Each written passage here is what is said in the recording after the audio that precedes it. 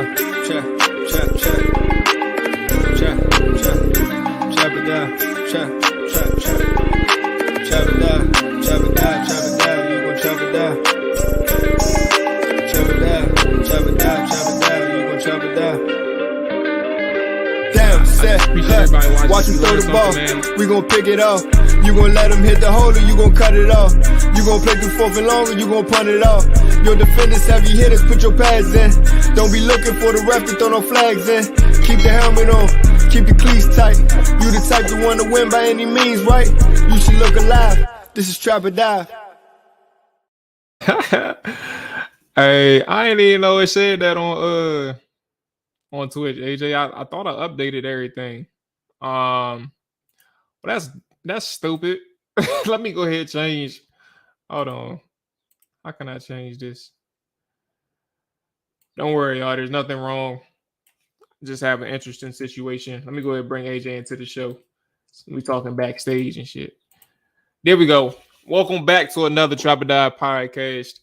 I am your host, Mual, Coach Mual, Hendog Mual, all that good stuff, man. In here with AJ. Dre is on the way. Let's get the administrative items out of the way while we are early on in the show, man. We appreciate everybody who watching, listening live. I guess listening whenever we download this. But if you're on the YouTube side, man, make sure that like button, make sure that subscribe button. We definitely appreciate that. Twitch side, same thing. Hit that follow button.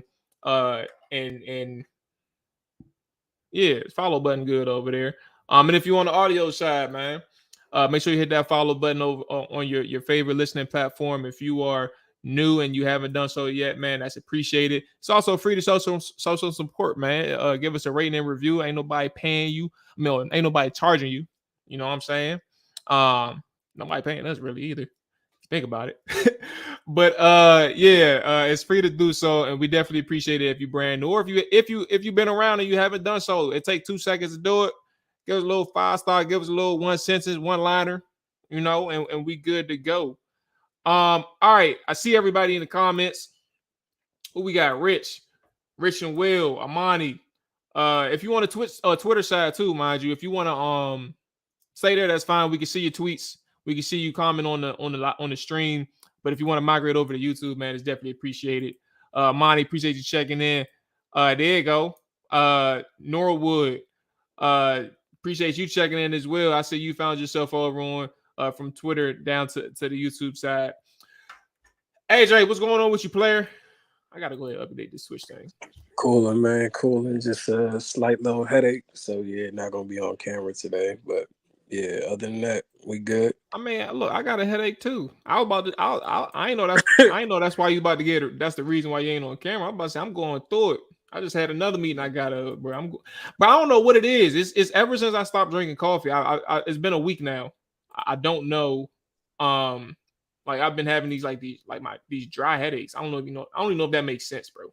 But this shit hurts. I don't even understand what a dry headache is, but you know, it might just be withdrawals from coffee. I'm not a coffee. It's like I feel dehydrated. Tea. Hey man, you might need to get an IV drip. Like go one of them chicks that they be doing the vitamin drips. Oh hell nah, man! I'm staying away from them. I don't need no parts of that, bro. I don't need no parts of that. You scared of needles? Nah, shit. I got Crohn's disease, so I got needles. Okay, I take intravenous medicine all the time, bro. But nah, I don't know nothing about that new stuff. What you call it? Vitamin drips? Yes, I don't know what that sounds like. Yeah, devil, it's like they package all the vitamins together in the IV drip. So you sit there for a little bit. Now, Norwood said drink coconut water. I think I'm cool with that. I like coconut water. I'm coming around on coconut water. Electrolytes. Got good electrolytes in there. I don't like the taste of coconut water, man. Like, nah, it ain't it. I'm real particular about taste with a lot of stuff. So, like, there's certain things I've never ate before. Even hold on. We need to talk about that right now. Yeah, I got some backlash the other day. Like, I think Shannon Sharp was talking about banana pudding or something like that. What you about to say? I've never had banana pudding before. Oh, all right. Okay. And if you never had it, I am a little frustrated that you never had. So I give people passes if you haven't had banana pudding. I give people passes if you don't like bananas, right? Because I can't force you to have No, banana pudding and you don't. I No, love no, bananas.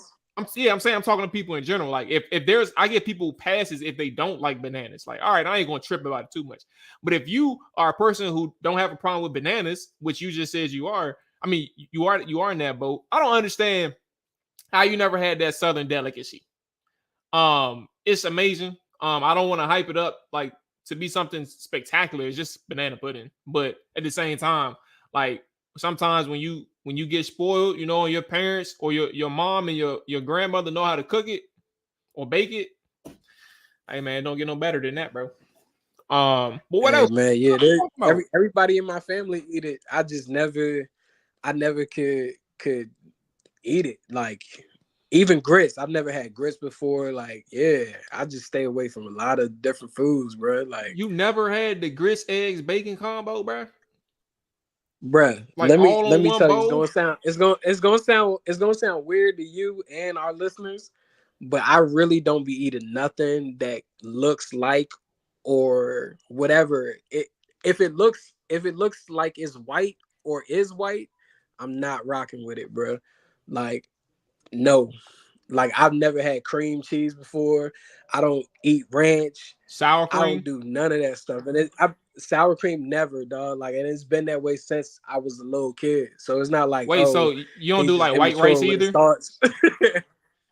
You don't do like white I rice eat brown either? rice. Okay. I eat brown rice, but like growing up in an African household, yeah, we had white rice. But by the time you mix everything up, it's a whole different color. I don't like where this is going. Dre, you came on at a good time, bro. I'm about to say what AJ talking about, man. Man, AJ talking about some of the foods he's never tried before. And granted, I want to say that he's still safe because like we're only talking about like some smaller meals. We ain't talking about like something bigger than the current conversation. But you know, he's never had grits before. He's never had anything white, is what he said. So like no white rice, no sour cream, no cream cheese. I think I said grits already, which is an abomination. But I think also grits is like a southern thing, just like I feel like banana pudding. While banana pudding is kind of across the country, I think it's kind of popularized down south too, if I'm not mistaken. But yeah, he hasn't done none of this. I was gonna say it don't surprise me because remember that time AJ was like complaining when he did some one of them little grocery apps that deliver. And he was like, man, delivered me some bok choy. What the hell is bok choy? Wait, yo, that is the worst thing in the world when you order Instacart and it's a dude that ends up having to be your shopper. My man was supposed to get me some romaine lettuce. And when I opened up my bag and was unloading stuff, it was bok choy. I was like, what the hell is a bok choy? Like, bro, I threw that thing away immediately. All right. Like, see, I got did Dre freeze? I got one more question, bro, before we get started, bro. I just gotta know, like, what's the more notable thing that people would disagree with or have a problem with of you saying that you never had before or that you don't like? I just got to know this. If we talking about black people, watermelon. Wait, which one? You never had it or you don't like it? Nah, I don't rock with watermelon. Like I've had it before, but it's been a minute since I've had watermelon. Like don't even the closest thing I might come to watermelon is some hookah. Watermelon mint hookah, cool. But like actually eating a watermelon, hell nah. Like I'm good off of that. And I used to see my brother used to crush watermelons. Like you would think he a fat boy the way he used to crush watermelons. Like that boy would eat 3 whole watermelons in a particular day. But nah, for me, 3 in a day. Nah. Yeah, like bruh, cut him up. He killed the whole thing the same day. Like insane. But yeah, I can't really mess with the watermelon stuff like that.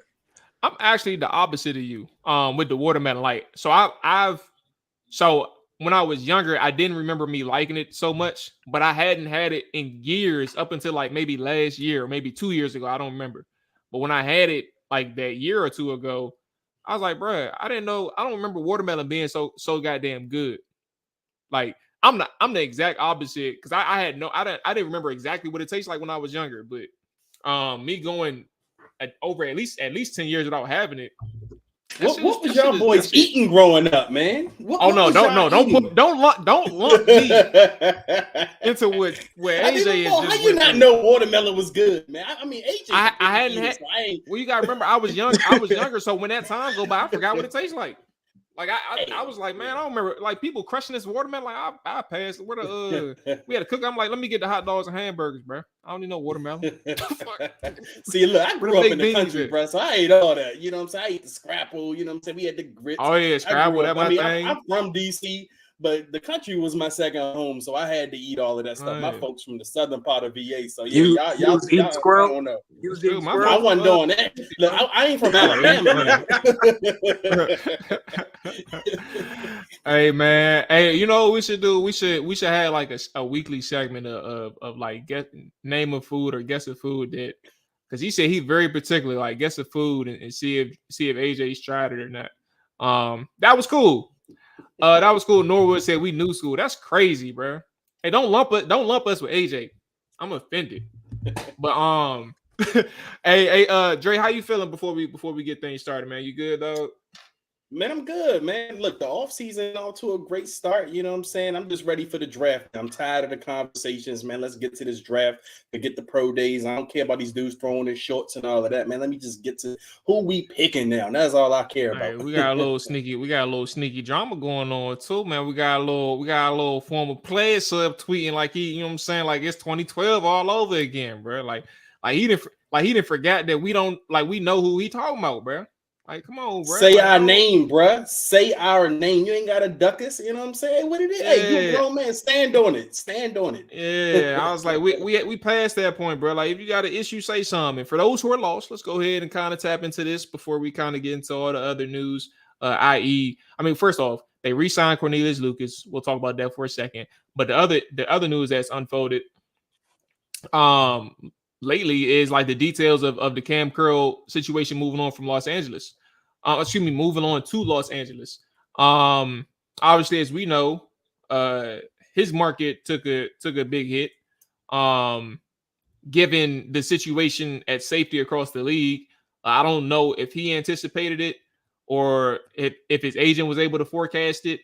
But either way, when he went on the market, you know, several other safeties hit on the market as well, and Washington didn't hesitate replacing him with Jeremy Chin.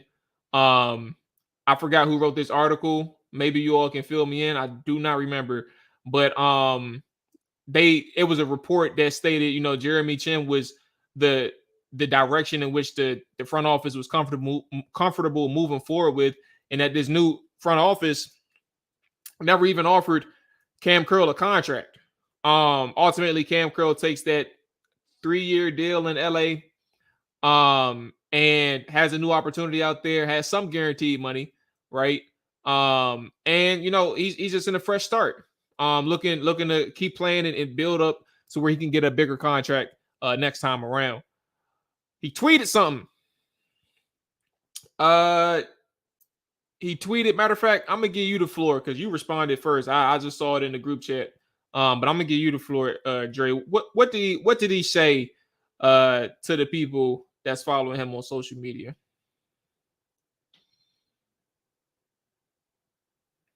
Oh, my bad, Dre. I look down. You on mute, bro. My bad. Right. No, he says, I can't wait to play those boys. Now, bro, who's those boys? Like, why you gotta subtweet that? If you want to play the Commanders, say I want to play the Commanders. Hey, if you feel like we did you wrong or the Commanders did you wrong, Adam Peterson did you wrong, say it, bro. You know what I'm saying? You're a football player. You can talk shit on the field. You know what I'm saying? You ain't gotta hide behind anything. So it was just a little weird to me that Cam took the subtweeting route because we know who we're talking about. I think the tweet directly after that, he was saying, "Oh, you know, I love y'all, but I got some things to get off my chest." Get it off your chest, brother. This is what it's here for. Hey, look, ain't nobody gonna hurt you. You know what I'm saying? We just want to talk to you. That's it. We just want to talk to you. But see, that's my thing too. When I think about the conversation, not to like drag on Cam, like the person himself. I think when you look at situations like that,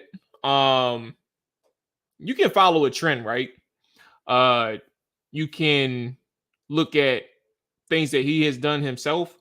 Like I remember there was a point in time before free agency hit, he put the deuces up on social media. Like it was clear as day what that meant. Like he was moving on. And he said some things in the past as well. I wish I had good recall to kind of remember it, but it wasn't like nothing inflammatory. There was nothing to that degree. But he just said things in passing that just kind of lets you know or let you in on like his emotional state about something, right? Like how he felt about something.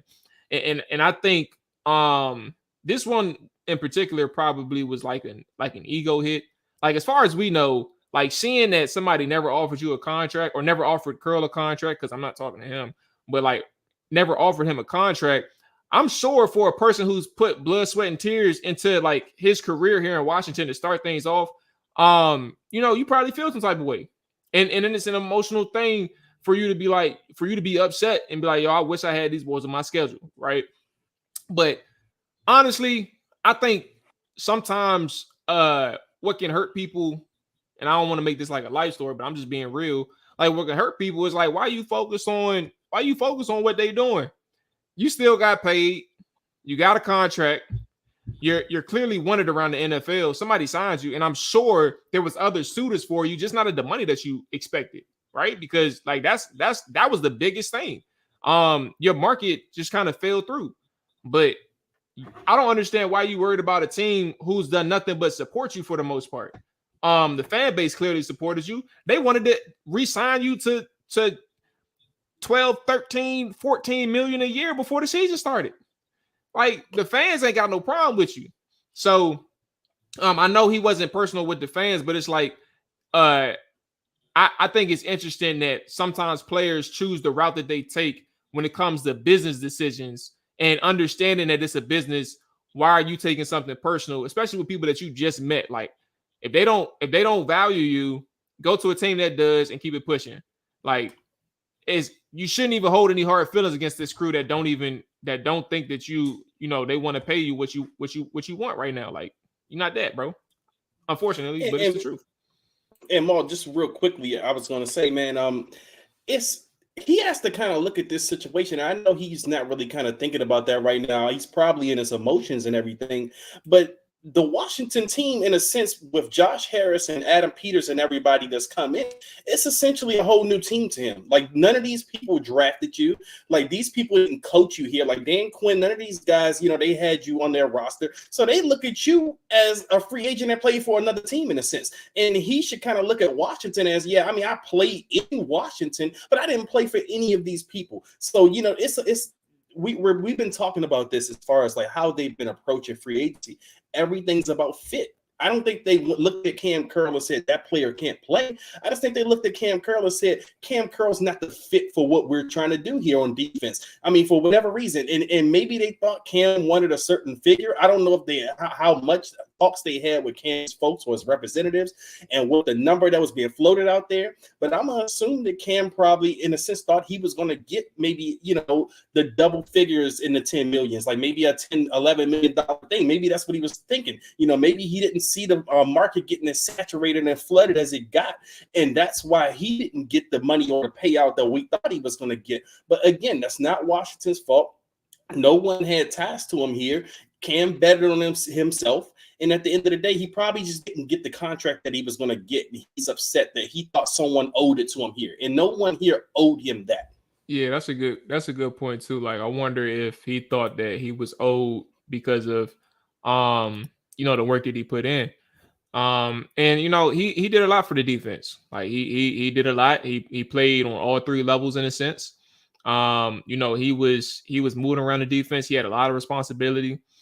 And that can be a lot for a younger player. And again, when we go back to draft status, 7th round pick, like you made yourself a name in the league after your first 4 years. And you got to understand that the opportunity, and it's crazy that I don't want to come from a sense of like I know, but like just being a observant of the NFL over the years, like you being wanted in free agency is a good thing, and you got to understand that, take that for what it's worth. But Rich said something that is also true. The negatives while you was here is you really didn't force any turnovers. Like it's hard to really defend that for re-uppings. Like how are we going to like be able to even keep you around, and we're trying to change things on this defense, and we can't even trust you to create turnovers. How much are we going to pay you for that? I can't pay you for that. We got to find somebody else to make these plays. So I think that's a really big deal, bro. And Mual, I was just gonna say, oh, go ahead, AJ. Yeah. I was just gonna say because I don't know what the hell happened when I started talking, but essentially, I was just gonna say like I think the expectation of hitting free agency and possibly thinking he might get tagged, or even if he didn't get tagged, open market, he get this bigger deal. That also starts from within in your immediate circle, but then also if your agent isn't setting the expectation of what you are going to do in the market, because sometimes some agents are scared to get fired and they make up these certain things and they still end up doing the deal so that they can get their commission, and then you probably get fired later on. But in actuality, it's like, bro, you got to deal with the real facts at hand. And if Washington truly didn't offer you anything, you should have known from there whatever you had made up in your mind wasn't going to happen. Like Cam's deal is essentially for like $4.2 million a year for 2 years, and it's worth up to 13 million. So he has to hit a bunch of incentives in order to get that. Pretty sure that's some turnovers, certain tackles that are in that contract. But it's like, bro, you don't have no reason to get mad. I guess you could be upset that you signed for less than what you thought you was gonna go for, and you're going to one of the highest tax states in America, California. The cost of living is high over there. So now you cut your bread into half of the 4 million you get in. Then you pay your agent 1 to 3%. Then you gotta have your living expenses. It's not really gonna result to much, but what you can control is what you do on the field. Like when you're missing games, and also when you do play in these games, you're not creating turnovers.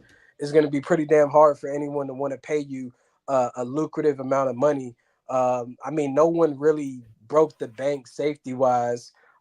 We kind of already seen what the market was last year when CJ Gardner-Johnson signed for $6 million to go to the Detroit Lions or whatever. He went right back on the market the following year, signed with the Eagles. I can't remember the details of his contract, but I want to say it might have been closer to 10 a year, maybe up to 10 a year. But even with that, he was impactful in the games that he did play in Detroit, where he was creating turnovers and truly having an impact overall in the game besides tackling. Even if you say, I wish that we played them boys, man, the team's so different. Like, you're not even gonna be playing the boys exactly that you was in the locker room with. Yeah. So he's just trying to get the dub off the Kyle Shanahan tip, bro. So it's like, if anything, man, he has to go in there with the approach that he's now one of the elder statesmen within the league, and especially within that defensive crew, because that defensive unit was made up of a lot of young players that Raheem Morris was leading with the Rams, and now with the departure of Aaron Donald, Cam is going to be looked at as a leader on that defense. So these aren't the things that you want your leader that you just acquired to necessarily be doing or focus on. Like I seen something when he went to go sign his contract. He was like, "Yeah, what do you say? Looking forward to winning the Super Bowl again." I'm like, "What you talking about, my boy? Like, you focus on the wrong." He made some slick comment like that. Yeah. Yeah, I'm like, "What you talking about?" But either way, if you, like I said on Twitter some hours ago, if you've been listening to Trapper Dive, I've been telling y'all this man was not going to get paid by the squad. It was never going to happen. The expectations, the way he was going to get, wasn't going to happen. It's just, it is what it is. If he makes some plays out there, he could turn it around. But when you compare Cam Curl and Jeremy Chin is much more athletic than Cam Curl. He's bigger as far as weight wise. Cam is at least like 6'1", 6'2", but Chin is like 6'3", 230, runs a 4.4. Like that's the type of physical build that they want on their defense. Like everyone that they've signed defensively has pretty much size to them, whether it be Dorrance Armstrong, Luvu is 6'3", 245, 250. Like these are big physical athletic freaks in a sense. 6'3", 230. 220 for Jeremy Chin. Yeah, so it's just like, man, just go out there, do your thing. If you ball out with the Rams, maybe you might be able to hit the market again, and it might be a little different. But you got guys like Justin Simmons that is still waiting to sign agreements, which probably won't happen until April. And you think that you were going to get paid? You miss games, and you have no interceptions over the last 2 or 3 seasons, if I'm not mistaken. Now, not to spend too much time on this, but I did want to ask you all because, I mean, we are obviously, excited about the Jeremy Chin signing, and I guess he's supposed to be Cam's replacement in a sense within the defense. But we talk about Cam's lack of playmaking and his lack of ability to turn teams over in the last couple of years.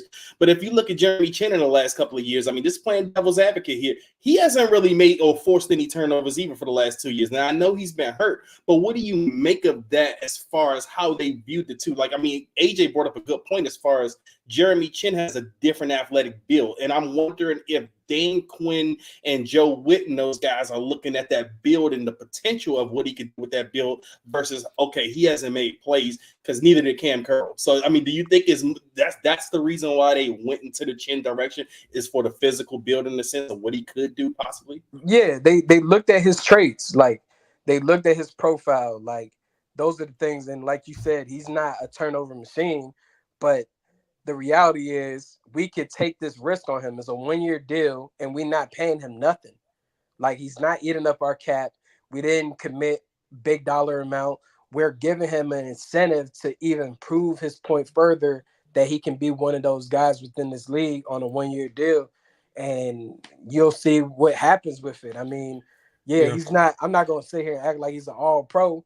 I mean, you can make him an all pro if you playing on Madden. Jeremy Chin is a dog on Madden.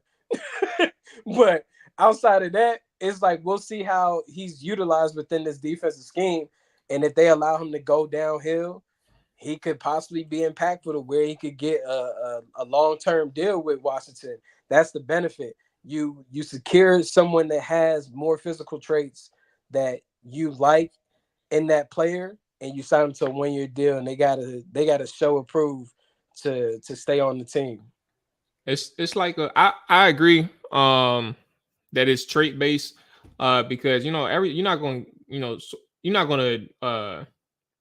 like the identity of your team isn't going to like going in and finding people like a Emmanuel Forbes, like somebody who's always around the ball, like somebody who, that I think that's one idea, right? And Ron chased that, and they held a blind eye to everything else except for this guy's always around the football.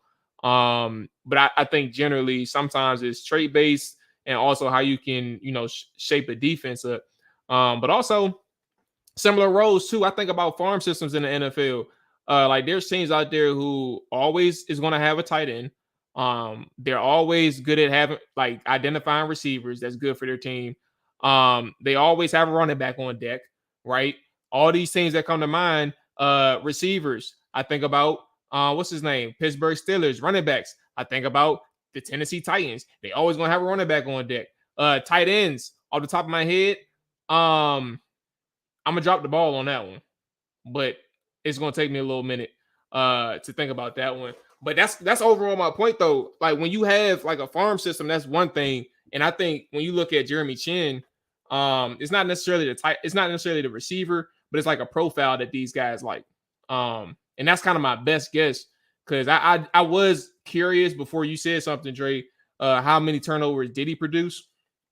I wasn't sure off the top of my head, but I do think that this is just something where you just kind of bank on less years on a deal, 1-year deal, opportunity to prove himself versus a 3-year deal that Cam signed, and probably what he was looking for is a multi-year deal, and then cheaper run. Thank you, Ravens. They had like thank you.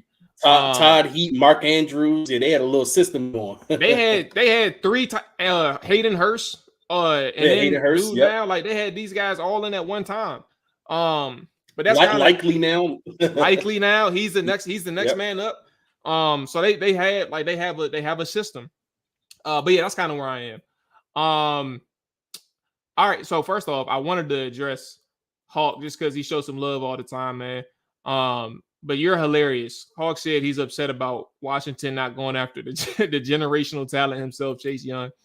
He got himself a little 1-year deal in New Orleans, which I thought was fully guaranteed up until I read something about his contract information. And like before I even confuse anybody, is 13 mil, but is like injury adverse or something like that. I forgot how Josina Anderson described it. It's like per game bonus. Like he'll essentially get a bonus for each game that he plays in.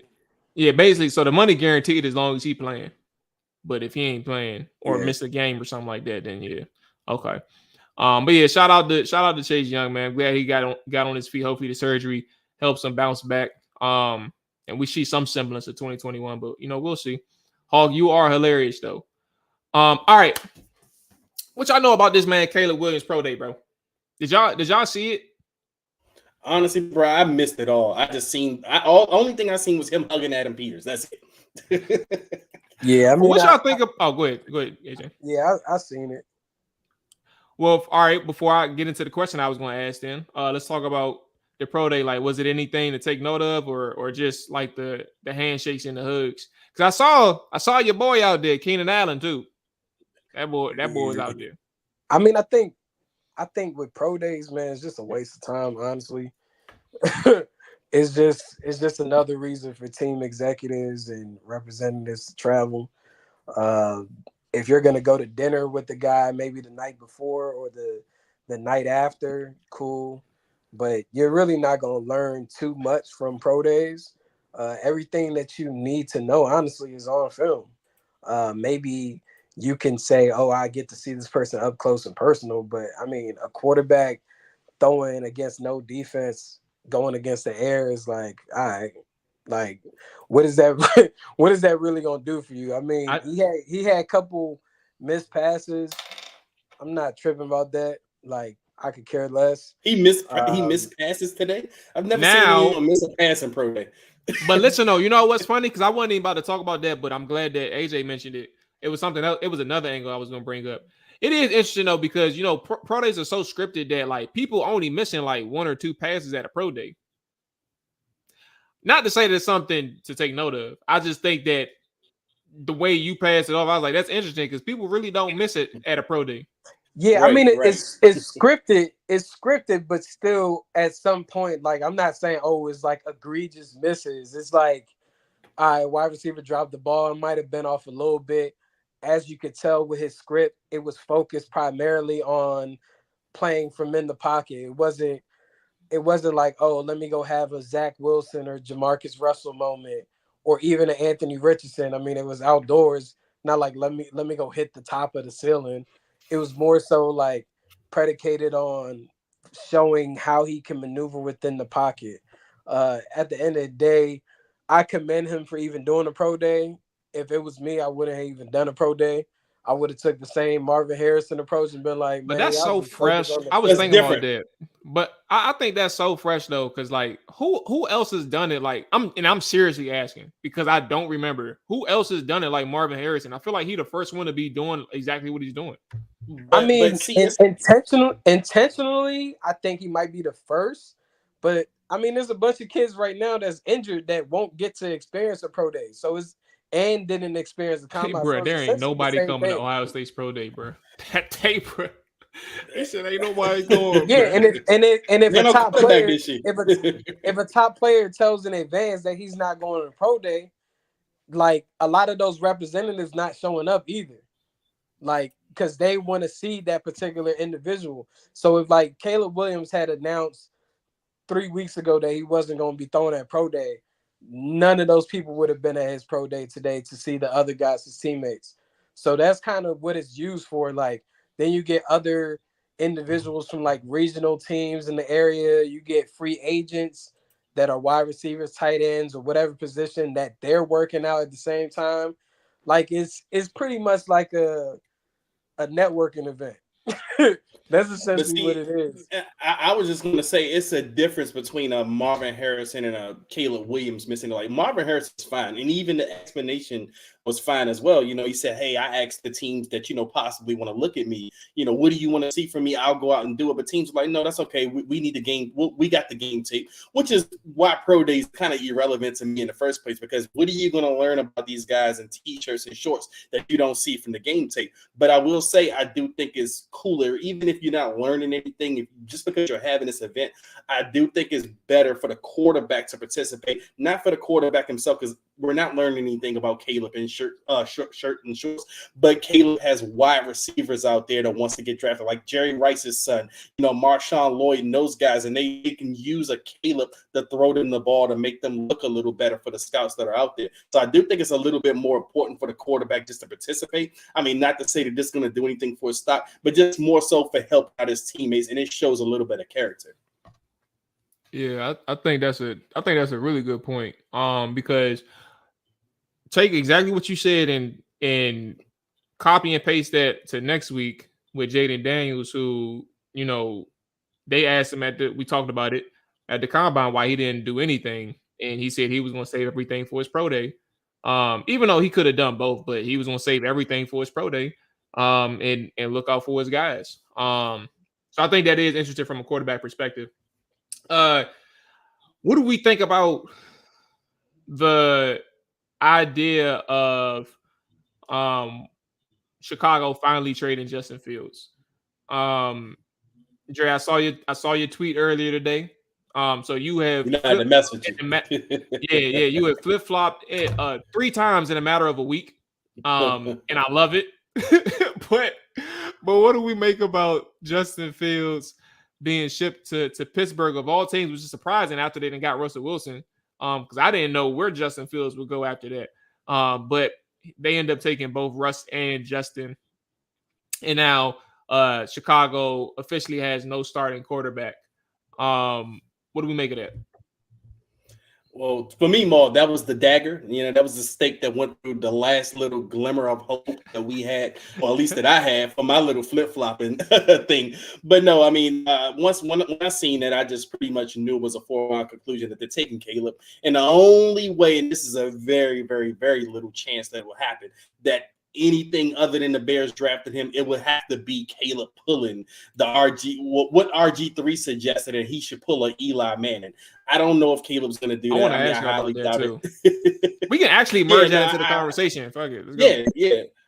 Right. I mean, I don't know if Caleb would do something like that, to be honest with you. I mean, it could be there. He's that type of star. I do think he could have that type of arrogance, but I don't want to speculate on that until we kind of hear a little something more concrete on that. But no, when the trade happened with Justin Fields, for me, that was kind of it for me. That at that point, I was like, all right, I'm pivoting towards the Jaden Daniels and Drake May talk, whatever. I'm not getting into those debates and conversations, but I'm just going to probably focus a little bit more on those two, because I just don't see the Bears passing up on Caleb at this point, unless it's Caleb Williams pulling the Eli Manning. And I don't have enough evidence to suggest that he'll do something like that right now.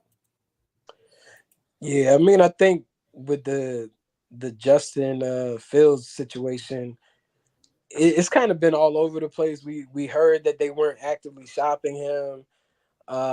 We obviously could tell that there wasn't a deal that they necessarily liked prior to opening of tampering last Monday.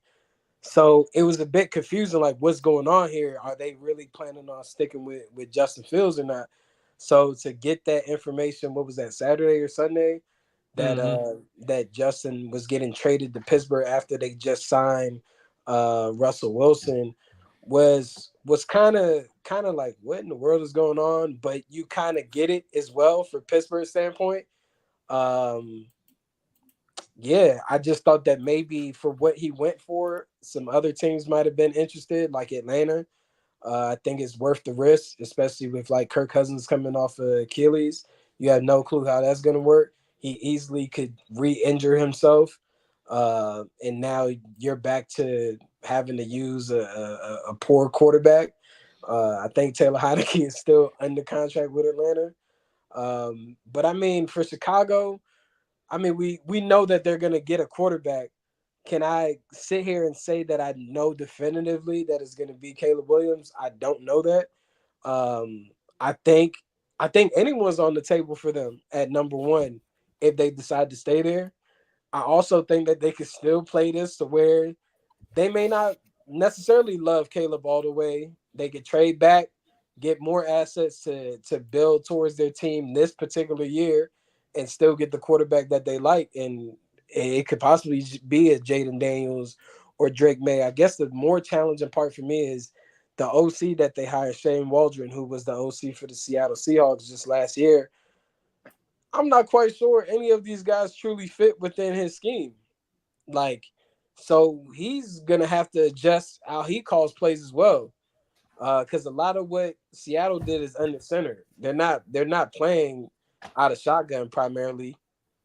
Like what Geno Smith was being asked to do was completely different. So I think it'll boil down to the fit within the locker room and the personality. Yeah. I honestly, bro, I do think that.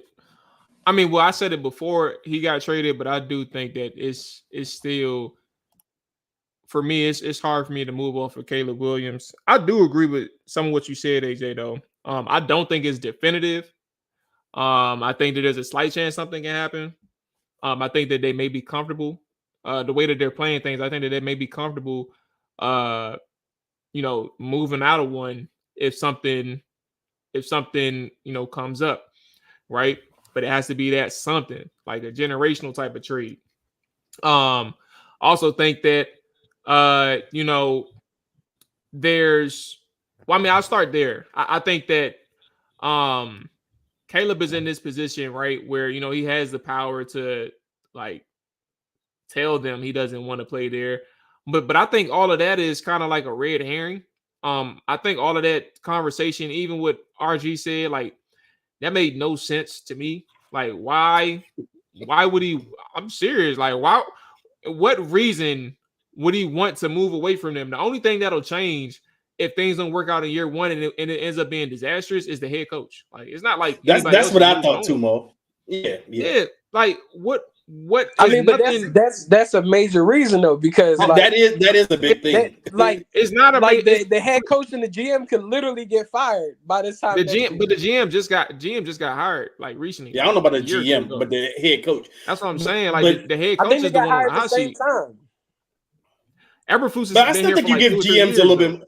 You give GMs a little bit more leeway than you probably would give a head coach. But yeah, I mean, no, that's the thing, Mual, and I think if there is some slight chance, it would be that, and I think it will probably come from his dad more than it would come from Caleb. Like his dad probably will put that out there. And to add to that though, like even if the head coach does get fired, how does that even determine that a situation is unstable? Like, I don't think that instability revolves around the current situation that you're walking into. Like right now, things are not unstable in Chicago. Like they have a roster there. They have a roster they're building. The GM did some really good things leading up to the offseason where he got some trades. Like he already acquired the first round pick from Carolina. Ends up being the number 1 overall pick. Like obviously that's partly doing to what Carolina did. They made some funny decisions. But at the end of the day, you accumulated some picks and used one of your picks to accumulate Montez Sweat, who is a solid edge defender. So I think like the way and then on top of that, you got some other pieces that you moved around. You end up acquiring Keenan Allen, one of the people that's going into the Hall of Fame at the end of the year. And he clearly wants to play one of the top young quarterbacks coming out of the NFL. Why would you not pair him with a Caleb Williams? Like, I think these are things that you make to make sure that these are moves that you make to make sure that the incoming quarterback has some of the best players on the field around him, offensively and defensively. And then like the coaching staff, you hope that they get it together with the personnel on the field that your GM is getting for you.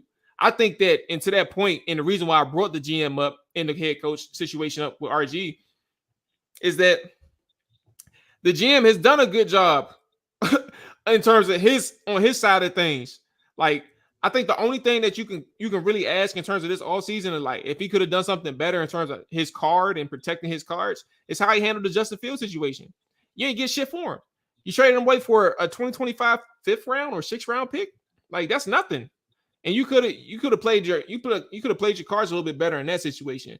But for him and for Chicago, I think the reason, even to get back to the point, is just understanding that I think all these moves have been made to really make sure that I think that Caleb Williams is going to be their guy. And for us, that just means Jaden versus Drake.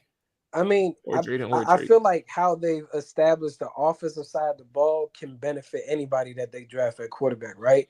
You got two veteran wide receivers, you got a vet running back. Your offensive line is still a bit shaky. You did, invest in drafting Darnell Wright last year. You do have the number 9 or number 10 pick still within this draft.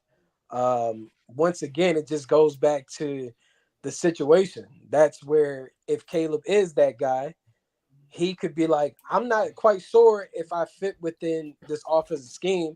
And what happens if we don't end up being successful? Like, I'm going to have a new coach and a new offensive system because everyone was just brought in this year. They also got a new defensive coordinator. What is the D coordinator's name? Why did I? Small for Chicago. Yeah, Chicago just got a new defensive coordinator. Oh, a new defensive coordinator. I want to say he's from the Buffalo Bills. But yeah, so it's like that's a situation that you got to be mindful of because look at Bryce Young. Bryce Young is in that similar situation that we're talking about right now. Eric Washington, I think is who you're talking about. You said who? Eric Washington. Yeah, Eric Washington is from Buffalo. Used to be with the Carolina Panthers under Ron Rivera. So it's like you could be Bryce Young the following year where you got a whole new head coach or whatever. But like we're all saying, essentially, we don't know what's going to happen. Who's to say ownership, coaches don't love Drake May a bit more or Jaden Daniels? Like, so even though I feel like Caleb is the more superior talent at quarterback, they also could still fall in love with those guys a bit more and think that he could fit within their offensive scheme and their locker room a bit better. So here's one thing I want to give shout out to Off to Another World because I know he's sending these live messages out. I know he started from the beginning, so I respect you, appreciate you, big dog, for checking in. Jay Tyler said I was tripping, and he said, how does Caleb develop learning 2 different offenses in 2 years? I want to make some points to kind of make this thing whole on my side. A generational talent, if you're really good, you're going to stand out. Doesn't matter what system you're in. That's the first and foremost thing. There's precedent in the NFL. If you don't believe like the word, there's people out here, and I'll give some names of people who are in the league now. And then you all can kind of think about some other players in previous years, right? Trevor Lawrence, one and done with that boy from Ohio State, Urban Meyer. First year was a disaster. He came back, bounced back with Doug Peterson. We obviously know, shout out to Shop Wig, who, there's discussions about Trevor Lawrence, but the point is, like, he's still playing at an exceptional level. He got him exceptional enough level. He got him to the playoffs a year ago. But there's still question marks about Trevor. There's still some question marks. Yeah, that's why I wanted to acknowledge Amp because I know he was on our show and he talked about him, right? You got Jared Goff. Jared Goff, one and done with Jeff Fisher. He comes back with Sean McVay, cooks, gets them to a Super Bowl, and then he does the same thing in Detroit. First year was with an offensive coordinator that was, I don't know their situation, but he got canned, and then one person got elevated. They take off. Jared Goff is there for a couple years. Dak Prescott, I think I don't remember when dude got fired. I don't either. I can't tell you off. But I do know he was there for a couple years, so that's neither here or there. Tua Tagovailoa, Miami. I know I butchered his last name. I'm sorry in advance. He had Brian Flores. So much turmoil in that Brian Flores era where he's battling back and forth with Ryan Fitzpatrick at the time. They leave, or Flores gets fired. They get Mike McDaniel. He comes in. They take off. Who like there's other names out there, but you all can think of these situations in previous years too, and think about these quarterbacks who had these unideal situations or what looks like unideal things that went terrible in their first year, downright terrible. And we can't project that on Caleb, right? And all I say that to say, and it's crazy how we're talking about Chicago, which is cool. I don't mind. But I just think that when you think about those situations, like everything doesn't like it's not doom or doomsday if somebody gets fired after 1 year. And on top of that, who is Caleb to say I don't want to play here because y'all seem unstable? Like to seem unstable, I don't think that's even in Caleb's character. Like everybody, like we've known Caleb from people who spoke about him, but also people who we talked to, specifically his head coach at Gonzaga, Mr. Trivers. I hope I said his name right again. But point being, like he said about his character at all, like it's high character, bro. There is nothing that'll stop him if there's no business thing or business mindset that we can really sit here and say that Caleb has it in him to say I don't want to play for y'all. Like who is he to pull a Eli Manning, bro? Respectfully, not because you know Caleb adult. I'll say this. I don't think it's. I mean, hold on. One thing. Yeah. I never said that Trevor Lawrence is a top quarterback in the league. Like I made a point, and we know that Trevor Lawrence has had a couple seasons in spurts where he was balling. So like to say that he's a bum or a bust, that's impossible, and I won't even suggest that. But that's like let's kind of get that narrative fixed out when I'm making my point. And I also named 2 other quarterbacks who are better than Trevor. No, yeah. I was just gonna say I don't think it's necessarily a knock on his character. Even if he was, I don't think he's gonna do it personally. I mean, but who knows what he'll do? But I don't think that's a knock on his character because we don't look back to Eli Manning and say it was a knock on his character that he did it. And you know, kind of to your point, Mual, one of the reasons that Eli Manning pulled what he did, his father was putting it out there that the GM at the time, I can't think of his name, the Chargers, and Marty Schottenheimer, they didn't get along. And he was telling Eli, this is not a good situation for you because the GM and the coach doesn't get along. They can't stand each other. And it could be an unstable situation as far as your development goes. Now, Caleb, if he's a generational talent, sure, you should be able to thrive in any situation you're put in. But for me, I wouldn't want to put that label on him or that type of pressure on him out of the jump that, yeah, you are generational. And I think you can go out here and just put it, fix any situation. You can play under any circumstances. Because, I mean, most quarterbacks probably would tell you they'd rather not switch things up, especially early in their career, because you're already getting so much put on you in your rookie year. You're going to come in, you're learning a new offense, you're learning how the NFL works. And if you get fired after a year, or the coach, the offensive coordinator, head coach, whoever gets fired after a year, it's like, okay, now I'm relearning something else in year 2 instead of trying to get comfortable and doing what I want to do with my craft. Now, you did make some good examples, Mual. Like, I mean, I know Jay challenged you a little bit on that. You made Justin some good Herbert examples too, by the way. I left him out on that's true. Unintentionally. Yes, Justin Herbert. Anthony Lynn, he was out of there. Yep. Yep. So, I mean, yeah, those are some good examples. I do think some of our fans are probably looking at it from a Washington Commanders / Redskins approach because we remember Jason Campbell. Jason Campbell had like 2 or 3 different offenses his first couple of years, and a lot of fans kind of attributed him not succeeding in the league to him not learning. But Jason Campbell was never the prospect that Caleb Williams was.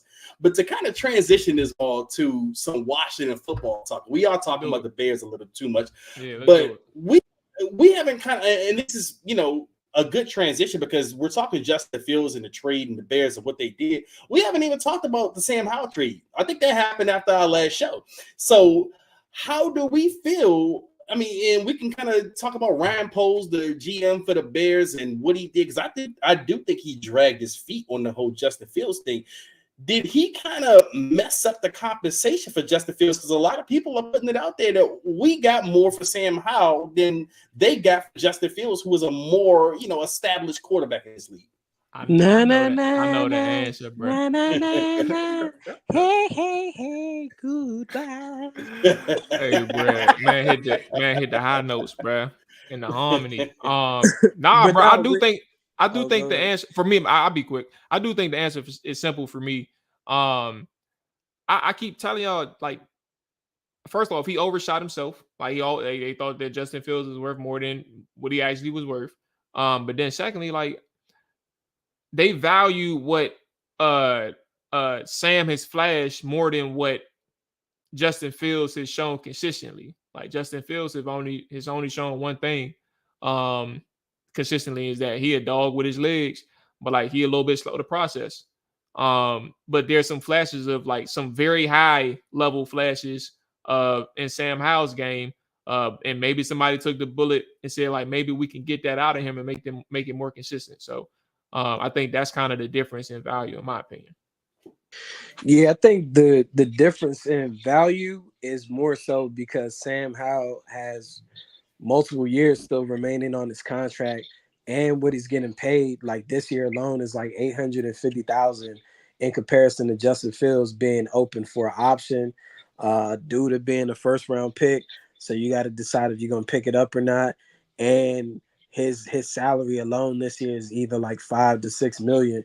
So you look at those things, like that's what kind of incentivized Seattle for making this move. But we also got to remember Washington had to give up picks as well in order to encourage getting what they ended up getting a 3rd round pick. Yeah, it was just pick swaps. But they just moved up into the top 100 with another pick. Yeah, they ended up pretty much like giving up with a 4th and 5th to get to 3rd or something. I don't know. 4th and 6th. Yeah, it was a 4th and 6th to get some 3 pick and 5. swaps, basically. Yeah, but they essentially had to give up something and also to encourage getting that. They didn't get no additional picks. No additional picks. Yeah. So it's just one of those things. I don't think it's anything based off of talent value. It was more so from a financial standpoint, and not having to make that decision on having this guy on your roster or whatever. So that's why I really feel like it came down to is just the finances. Even for Pittsburgh, finances as well.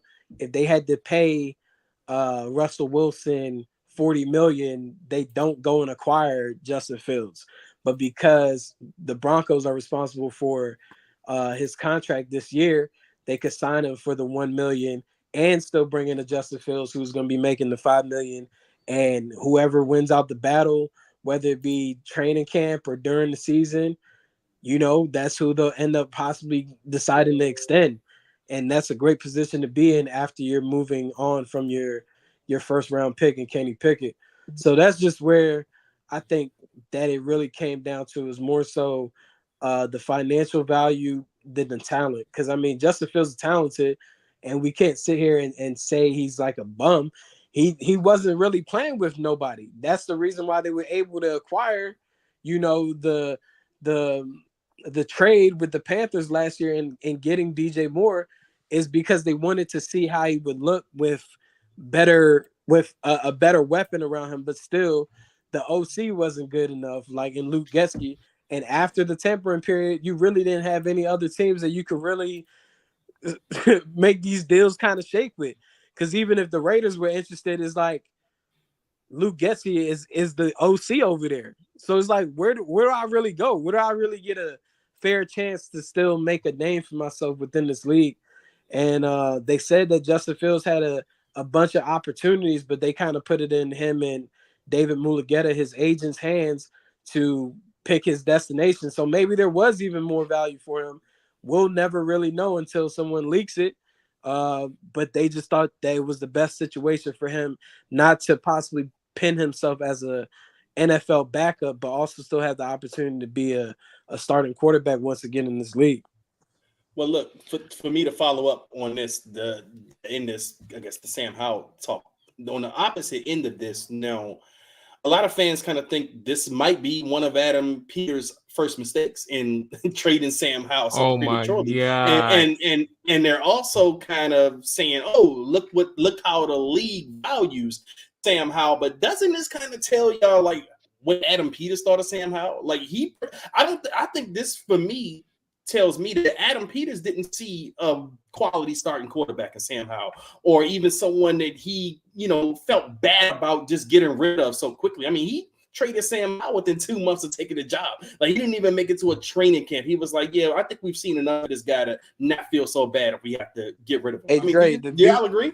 The beauty of it is, thank God these fans don't make any decisions, because they would have broke the bank for Cam Curl, and Sam Howell would still be in position to be the number one quarterback for this team.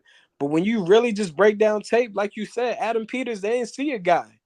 Like, they saw someone who is potentially like a backup quarterback, but not experienced enough to be a backup to this first round quarterback that we're going to take.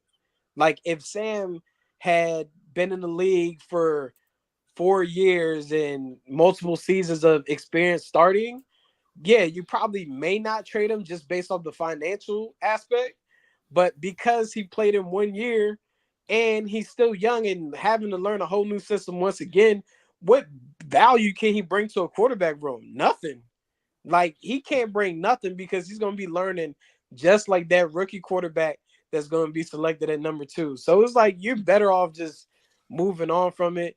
If you're really seeing something that you like out of the kid, you probably wouldn't even be taking a quarterback at number 2. You'd be trading back to get some more assets. Yeah, I think that's the main thing that people aren't like. If they were really in favor of Sam, they wouldn't even be viewing him as a backup. Like, they'd be viewing him as a starter. I think for the trade overall, it was I thought it was a solid move, but to the point in which we're talking about what the fan base wanted, Dre. Also, I don't know if this was the follow-up question that you had for us, but if it was, like, I do think it's interesting that people are so, like, I'm scrolling through Hawks Haven just to follow, like, because I had a conversation or thought about bringing up JJ McCarthy and some of the other quarterbacks that they plan on seeing. But somebody is confident in the comments saying that, there's a very good chance that Marcus Mariota starts the season. I think when it comes to crack. like and the how Illuminati, that's how they dress up their opinions. They say that, whoever they draft needs to sit behind somebody a little bit. But I think to that point, and moving on from Sam a little bit, I think it's important. Now, granted, I want to preface this now in March that I'm forever going to do up until the day that I get tired. But I'm forever going to do, like, film breakdowns when the game is over, like, good and bad, offense and defense. So, like, but it's not going to be any bias in what I present to people about the quarterback. But overall, in my point in bringing this up, I think it's important to note that everybody that comes into the league, it don't matter at what phase. Like, CJ Stroud is the anomaly. Like, that boy was on fire this year and didn't miss. But there's going to be growing pains with every single quarterback that comes into the league. Like, you're going to see some people make some boneheaded mistakes, some rookie mistakes. And you got to be able to live with that and not make conclusions or draw conclusions after one of those moments. You got to allow them to grow. And I think that's probably the thing that has been non-existent in Washington for a long period of time. Now, granted, some people had their minds made up because they knew that some of these quarterbacks just weren't it. And that's partially the fault of Ron Rivera. But, fandom kind of leads you to believe anything is possible. But now you got a fresh slate. And I think it's time to understand that when you talk about drafting these guys young, early, that they are drafted at that point because they have elite talent coming to the NFL, but you got to allow these guys to grow as a professional. So I don't know what that's going to look like for whoever they end up drafting, Jaden or Drake. But that's kind of how you. That's kind of how you got to view it. I'm laughing at Jay Tyler's comment. It's like, if it's Drake May, he does need to sit. Well, if I think a motherfucker got to sit that I'm drafting in the top 3, then I don't need to draft that motherfucker, because that's I don't have time for anybody to sit but me. Like, that's how I feel. Outside of that, it's like you got to get somebody that can play now. Unfortunately, some of these guys aren't being coached up and groomed out of college. But if I got to draft a guy and he got to sit, hell nah. No way That's in hell. already wasting What are we time to me. doing? I'll even take the Bill Callahan game plan versus sitting my quarterback, my rookie quarterback, especially if I don't have a bona fide guy in front of him. If you feel like, okay, this guy might need a little bit of work, or he's not going to come out the gate, throwing the ball this amount of times, give him the Bill Callahan playbook. That's what I would do. Let him get settled in that. I mean, that's what most of those guys did anyway, like the Tom Brady's and all of those guys. When they sat and they came in, they didn't come out into the game, automatically throwing 50 or 40 times a game. They had a solid run game or whatever the case they could rely on, instead of saying, hey, you got to go out there and win every game for us. Even Brock Purdy, a lot of people are using him as an example, but the 49ers had one of the best rushing offenses in the NFL, so he didn't have to come in and be the man. He just had to come in and not be the guy that was going to mess things up, or make things go south. Just keep things afloat, and that's how you kind of build a young quarterback's confidence up. If you feel that they aren't kind of ready to go out there and be the guy they want, give them the Bill Callahan playbook. Yeah, I'm with you. I'm with both of y'all on that. Well, somewhat, honestly, with the Bill Callahan thing. I feel like, honestly, if it's Jaden, you ain't even got to worry about that. You can run your regular offense, and if he don't feel comfortable, he's taking off, and he getting you 50 on the ground on one run.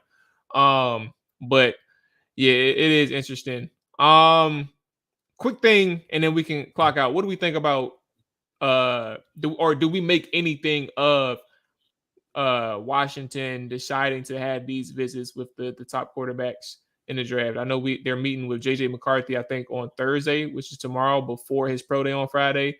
They're gonna have dinner with him. I don't know. Let me see. I have a pre-draft tracker right here. We know that they're going to be meeting with, or they've met with, Carter Bradley at the Hula Bowl and Senior Bowl, Ben Bryant already. They're planning to meet with Jaden Daniels. I'm sorry, they already met with Jaden. They're going to. Oh, these are combine conversations. Right. So Caleb's first pro day, I think. Yeah, Caleb. Yeah. Obviously, they was there. They attended. They plan on attending JJ's, and they're going to meet with him personally. I think they're going to probably do the same thing. Let's assume with Jaden. I thought there was more information. That's probably I probably misheard it. But do we make anything of JJ McCarthy being like meeting with them formally through dinner and then stuff like that? No, I don't think JJ is the target at all for them. JJ McCarthy, that is, and quarterback out of Michigan. It's just you got to meet with some of these players that you also think might be in your division. Who's to say that the New York Giants may not draft JJ McCarthy? But honestly, I don't see JJ McCarthy going in the first 15 picks. I think this is just media propaganda trying to push up his profile and build up that conversation. He's essentially the Will Levis of this year's draft. As we remember last year, they tried to push up Will Levis like almost 2 weeks before the draft that he possibly could be going number one over C.J. Stroud and Bryce Young.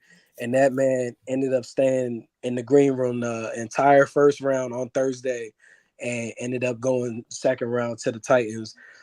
That's just what really happens almost every draft. And JJ McCarthy happens to be one of those people because there's no way in hell that you can look at JJ McCarthy and Michael Penix and say that JJ McCarthy has a better trajectory on the NFL level to be a better quarterback and trade up assets. So we're hearing rumors Minnesota did this to, possibly move up to go get a JJ McCarthy or what have you. I don't believe in none of that. But Washington has to meet with some of these guys just to get a feel for who they are, their profile.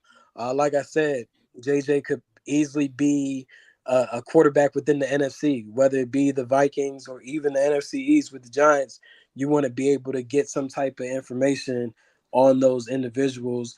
But they're doing, their due diligence and meeting with all quarterbacks as they should. I've heard that they're supposed to be going to dinner with Caleb tonight. Of course, they still have the 30 visits that they can utilize. I know Caleb hasn't set that up. Jaden Daniels' pro day is actually next Wednesday. So all these things will be happening. I don't think that any credence should be given into they like JJ McCarthy, because if you like JJ McCarthy, then you should have just kept Sam Howell. Look, first off, man, I mean, I agree with AJ on one thing, and that's they're doing due diligence as far as like these meetings and the dinners goes. But AJ, I think you're completely wrong about JJ McCarthy and where he's going to end up in this draft, man. I honestly see 4 quarterbacks going in the top 5 this year. I just see that kind of desperation coming from NFL teams this year. And JJ McCarthy, to be honest with you, my only reservation about him is that we just haven't seen enough of what he can do. Like Michigan's offense was more, hey, we're going to do the pro style. But Dre, how could you have a quarterback that's talented and you don't let him throw the ball? Like, there's games where he ain't throw the ball for a whole half, bro.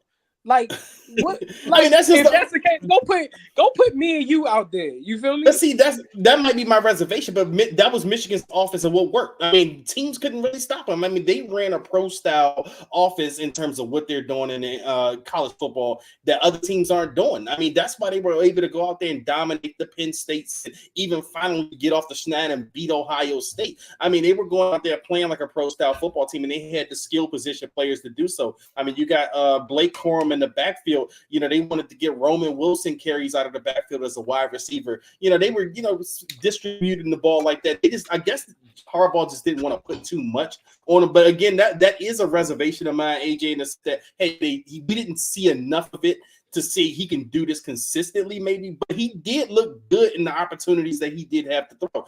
I do think he's a better prospect than Will Levis. Like I never cared much for Will Levis as a prospect coming out of what was it, Kentucky that he went to. Like I was never a big Will Levis fan, and I honestly never bought into him being, a number 1 pick of going over Stroud or Bryce Young in last year's draft. Him going in the second round didn't shock me at all last year, but it would shock me if JJ McCarthy fell out of the top 6 in his draft. I do think that the like or the love for him is legit coming from NFL teams. And I was just going to say, as far as the Commanders go, we keep hearing the names, Drake May and Jaden Daniels, but I personally just recently, I'm not going to sleep on the JJ McCarthy hype, even at number 2. I mean, it just wouldn't shock me because this team has been so tight-lipped that they're pulling these, tricks out of their sleeve that it just wouldn't shock me. Even though I don't expect it, it just wouldn't shock me if JJ McCarthy got that type of love from him. Hey man, let's make a friendly wager since you do like to gamble. I do like to gamble. I don't have I like JJ, right?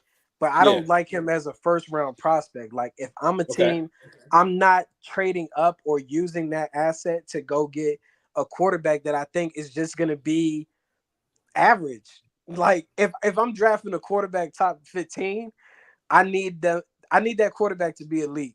And I don't see elite within JJ's game. I see someone that is a game manager that, can be successful if he has the right pieces around him. Kind of like a Brock Purdy in a sense. I hate to see that's changing the game. Brock Purdy's changing the game though. Like a distributor. Yeah. But it's like, why do we need to elevate a JJ McCarthy to the first round? Like I feel like there's better I even probably would I'm not even gonna say it. I'm not gonna mention his name, but Michael Penix is better than JJ McCarthy. I'll say that. But I would like to make a wager with you that. Oh, you about to say Drake May? Nah, I wasn't even gonna say that name. I was about to say Bo Nix. Like I'd rather take a risk on Bo Nix than JJ first round, but I wouldn't do that either. So they all going first round, funny enough. Oh yeah, I think so. Yeah, the wager is JJ McCarthy doesn't get drafted in the top 15 picks. Oh, I'm taking that wager. Let's do it. Whatever. What do you want to do? I mean, I'm taking. Hey, we could go out the day. Well, y'all do y'all thing. I mean, go ahead. Hey, whatever. Hey, first round on whoever, bro. Between y'all, I'm cool with that. I'll even say that I'll buy the first 2 rounds for all of us. We go out if JJ McCarthy doesn't go in the first 15 picks. First 2 rounds. I'm going. I know I'm going to order me some Louis XIII that night. Hey, bro. See, AJ asshole. Like, yep, you see that tab? Run it up. about to have Dre like Vince Young. Hey, about to have Dre like Vince Young at Cheesecake Factory. Man, I'm going out that motherfucking restaurant. I'll tell you that. I'm getting the best version of Johnny Walker. And if we going like give me the best version of that Johnny. Give me the top shelf Johnny Walker up there. Reach up. We're gonna make the waitress get a ladder. Hey, get the motherfucking ladder then, man. She climbing to the top shelf. All right, hey, let's try to link up for the draft night, man, Thursday, so we can figure out we can turn up then, man. That ain't about nothing. I heard the Commanders might be doing that same thing that we experienced. Well, we took part of when we did the live stream ago. Oh, yeah, we got to be on time with that one. That was cool. That was fun. That was fun. We just gotta get there a little bit early so we can work out the kinks. How long? It took us like an hour to set up after we got there. Yeah.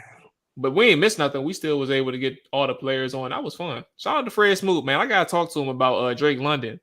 You know what I'm saying? Hey, man, well, y'all know how I felt about Drake. Y'all long-winded argument about Drake London. I'm gonna replay the video right there. Like, hey, remember you said this, bro?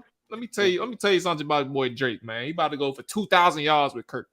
I think Fred comes from, or he graduated from, the Ron Rivera evaluation of Players Academy, because isn't part of our intro like him saying like something about Fitzpatrick being like somebody? Hey, bruh. Oh, he said Taylor about Heineke was Taylor too. Yeah, like come on, bro. And I think he said about Sam Howell. He said they were both like Kurt Warner, bro. Fred, my guy, but he Delulu when it comes to these remember player evaluations. Fred in the whole Drake London conversation, I'll never forget, because Drake London, obviously USC guy, he was like, I don't trust no USC wide receivers, and I was like, well, Fred, what about Keyshawn Johnson? He said, go to YouTube and look up Keyshawn Johnson highlights. They all my highlights. Hey, bro. Fred had an answer for everything, man. He quick with it, man. Jay said Johnny Blue. Okay. I don't think I ever had that, but no, I did. I took a girl out on a date one time. She was like, yeah, let's get the Johnny Walker Blue. Mind you, I didn't know much about Johnny Walker at the time. I was like, sure, we're gonna do shots of that. Man, we had like 4 shots of Johnny Walker Blue. I got a $300 bill.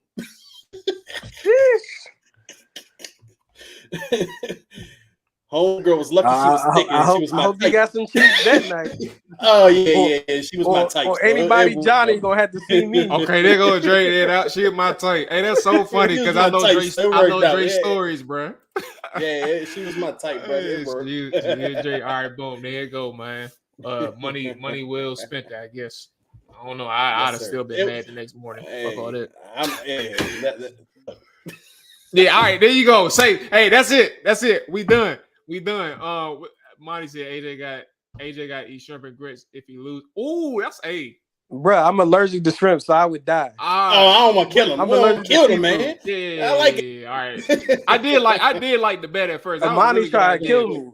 But we gotta eliminate the shrimp. Maybe put like Amani trying to have me end my life, huh? Suicide. Man.